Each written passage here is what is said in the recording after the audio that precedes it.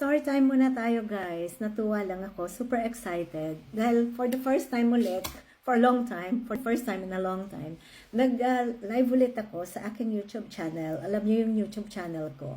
Ginawa ko yung para sa Zumba during the time that all the gyms were closed dahil pandemic nga. So, nagbukas ako ng aking YouTube channel. And then, yung YouTube channel na yon naging ano na rin, naging parang lifestyle, vlog, lahat na, unboxing, cooking, and everything. So, recently, i-share ko sa aking YouTube channel ang tungkol sa aking journey sa online business, being an online business owner.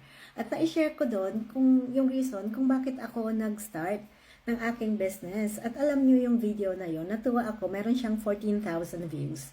14,000 views at 200 na leads. Ang tawag ko sa leads, alam nyo, sila yung mga change seekers. Naghahanap sila ng pagbabago, kaya nga pinanood nila yung video ko.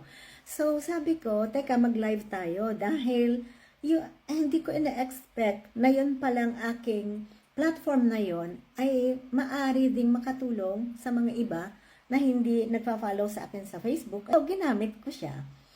At dahil doon, na-inspire ako at naisip ko na bakit hindi ko i-share sa kanya ang benefits ng pagiging online business owner. Kung papaano ba makakatulong to sa mga taong naghahanap ng extra income. Negosyo to so kikita. Basta gawin ng tama. So, nag-live ako kanina at na-excite ulit ako. Sabi nga natin, alam mo yung mga ginagawa mo pala dati, pwede mo siyang pakinabangan Hindi siya sayang as long as maganda yung intention mo. At as long as maganda yung binild mo, eventually, mayroon siyang ibibigay na benefit sa'yo.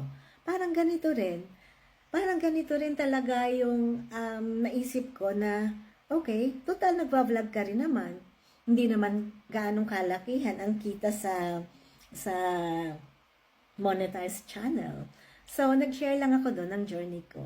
At dahil doon, alam nyo, nanganak siya. Nanganak in a way na mas marami siyang nakuha na potential na business owners ko. So, yun lang. Gusto ko i-share lang sa inyo. Hindi muna ako magsasayaw sa ngayon Mamaya ulit. Sisimba muna ako. Tapos, pagkasimba ko, sige, magagawa ulit tayo ng sayaw ng bagong video. Yun lang.